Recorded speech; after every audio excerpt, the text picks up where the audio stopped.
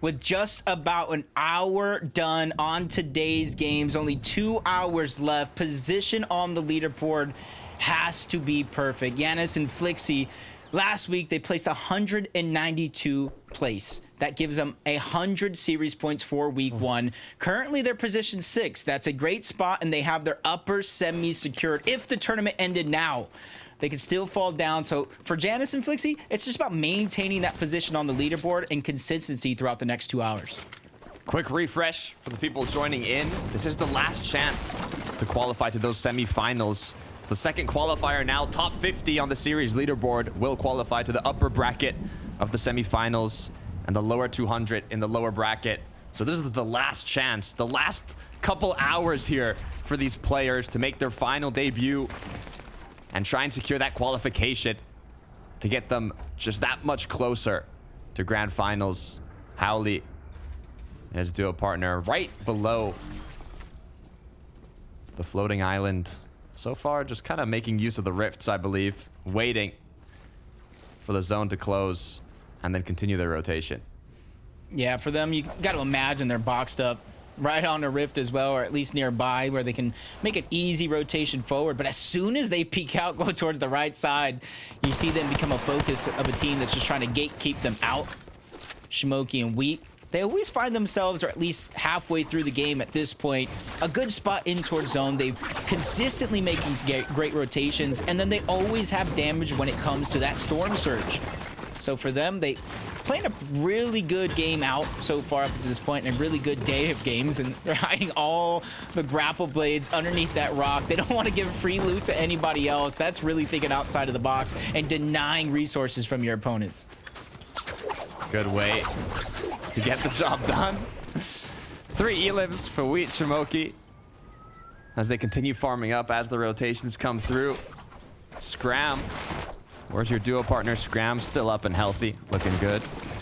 No worries for this duo. Lavish Lair, a lot of duos around it. It is the edge of the zone. 17 seconds till next one does appear. And we'll see those rotates come through. But so far, it looks like they're just looking back, seeing if there's any duos that might be rotating in a bit late here. Scrapped in the meantime, recuperating those materials, making sure he's as close to 150 builds as possible.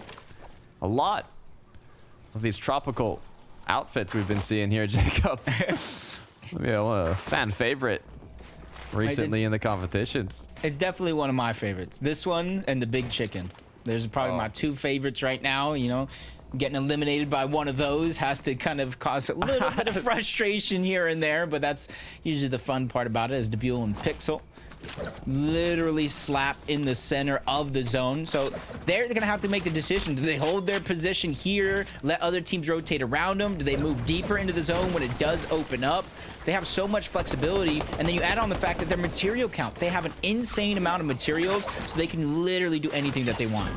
They have options, and that's crucial in this stage of the match. As now, Vortex frag for Shieldfish. Looks like ready to get some frags with that loadout. But being on the corner of zone as it closes in, you want to be careful here. You can take some shots, but a full-on engagement could be too risky, as now one of the players has been cracked. But luckily enough, as they are so far from the zone, their opponents are just going to decide to rotate. Yeah, and like you said, they are far from the zone. So is everybody else. So if they're able to kind of rotate first, or at least ahead of the majority of the lobby, it's going to make it that much easier. As they look towards the back side of the zone, they catch somebody slipping. He's just trying to get that damage for Storm Surge. That is going to be a knocked body. I think he might have got knocked to fall damage, as you see the shield still on him, Takada. I'm not sure exactly what ended up happening there, but let's hope for the best. The Scripted now. Scripting his own story, takes out another one, 2 to his name. 3 now, actually. 430 above, but be careful. You can see in the minimap how many duos are boxed up here. This is going to be a difficult entry into the zone, but it looks like he's not even done taking more shots of the duos in the surrounding. Not ready to box up yet. Duo partner was already boxed up. Has a nice little base to wander on into. Now medkit being popped, recuperating what was lost during that rotate. Not sure if his duo has a medallion or not. Looks like they're going to be forced to pop that big shield to recuperate. Once again, what they had lost. As now we look at another crash pad Flowberry rotate, but it hasn't gone as smoothly as it could. Yeah, forced to waste the second one. And that's the thing about these rotates. If you're not really precise, or if you take a little bit too long, they will shoot out that crash pad junior. So it kind of causes a little bit of a hurry for some players. 164 above the damage threshold for them. It's not necessarily a worry. They can continue to rotate in front of everybody else, but for now it's just about looking back, getting more surge before in the next minute it opens up and it forces them to continue that rotation. Taking a look now at Shamoki, put in the center between a couple duos here. Especially as a solo, it's not a position you want to be in. The good news is, though, being far from the zone, everybody's kind of focused a bit more on making it in, on rotating. But meanwhile, when you get closer and closer to the edge of that zone, there's going to be more duos looking back at you. So you have to plan adequately how you want to enter here. And Shamoki has just made it to the edge, losing his shield, but he does have those 2 minis to recuperate it. But do they know that it's a solo is the question. Will they follow that along? As even players now behind, continuing to make it on in. Yeah, he did a good job of making himself look just a little bit bigger than he actually is, playing as a solo. Vortex, the same thing. 2 wide or more. Especially if the player's looking in a direction and they don't see it, they might not necessarily know how many players are in that box, as Vortex just biding his time well above the damage threshold. Very little to worry about other than just making this rotation perfect. 25 players still left alive, so now placement points are going to begin to set in, and you're seeing how it happened. Yanis just goes in, saves Flixie, keeps him alive, and takes another duo out of the lobby, but the pressure has not slowed down just yet. Flixie did get taken down. Somebody probably saw that one into the distance and wanted to join the party. 1,500 builds to work with, though. Big pot being used. 100 HP, 100 shield. Yanis is a solo, but with the current loadout I'm looking at, I have faith, I have confidence that he can make something happen here. Zone now starting to close. 40 seconds on the ticker. 293 above. Has a bit of freedom, a bit of time here to decide what's going to be the rotate. As it looks like he's going to be taking it slow, recycling a lot of the spare materials that he did get, making sure it's a safe rotate in. But how safe can it be when there's that many duos applying pressure? He's going to pick up that extra metal that was left behind. Yeah, smart plays, especially as a solo.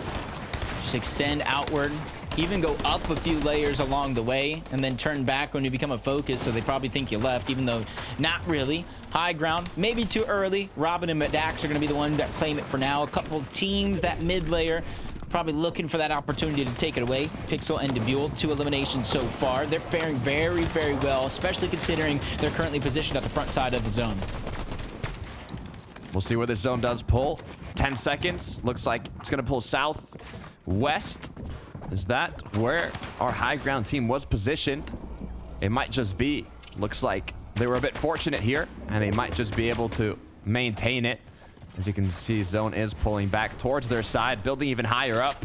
They can take that risk now, especially with the flow berries, the flowberry fizz, and even grapple blades, allowing you to avoid that fall damage. And it looks like Shamoki has just been sent right back to the lobby. There goes our solo, as Robin continues to build forwards. But the Buell, danger comes through. 17 HP now. Gonna be forced to pop that med kit. Yeah, great job staying alive, but separates from his teammate Pixel, who's probably going through similar struggles, but not really taking damage, which means he's probably the front side of the zone. Debule just trying to go ahead and catch up along the way. Drops down low almost instantly to try to reunite. Elevation only means so much as a solo. And luckily his teammate spreads the love. There's 2 minis, there's a big pot there, so he's gonna get back up to 200 HP and shield as long as he has the time. Time to breathe as well for Janice now, as zone has pulled back. Gonna conserve some materials here, but with 49 above, wants to look for something, a bit of damage. Robin still maintaining height. Meanwhile, this change in elevation causes chaos for everybody below. Scrap now alongside Scram, continuing to to jump around with that fizz effect as they've boxed up. He's trying to reunite with Scram, spots out Howley on the other side, stops right in his tracks, goes up a layer. So great moving by Srap to try to stay alive and reposition. Frizzy and Howley, those are the ones that they saw just moments ago. Not finding that same crevice to go ahead and move through. Frizzy becomes a focus. 100 shields gone just like that before reuniting with Howley. This duo is just trying to stay hip to hip because the pressure is coming. It is on the way, and they disengage once more. Frizzy goes down. Howley forced to the outside of zone. First of 2 medkits to stagger himself is going to be popped. Time ticking. Looking. What are the options here? Does he continue low? Grapple blade made to good use, but it's a duo down below. It's a blender. You got to be careful. You don't want to be an ingredient. As the last med kit being popped now, HP recuperated, and Janus still looking strong as a solo. Has played this whole end game as a solo. Just 23 builds now. Gets ahead, but the pressure comes through from behind.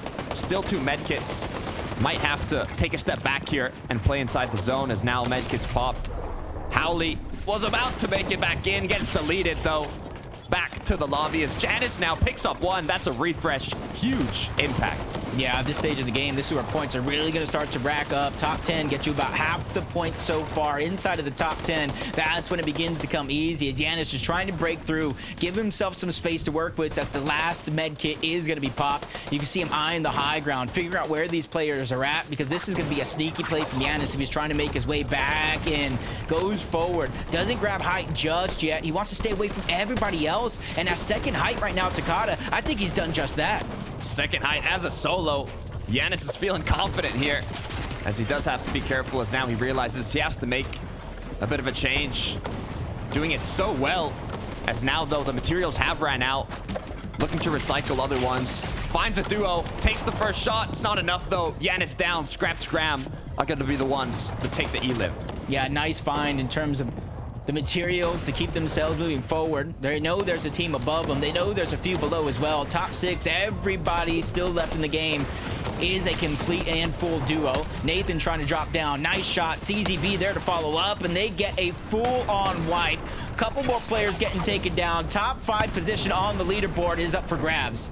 Maddox now with his duo partner up on height, trying to cause disruption here. Take shots, do damage is Maddox's job, as CZB is going to be one of the players continuing the rotate. Scram as well. Robin, everybody now. It's an ultimate heal-off battle.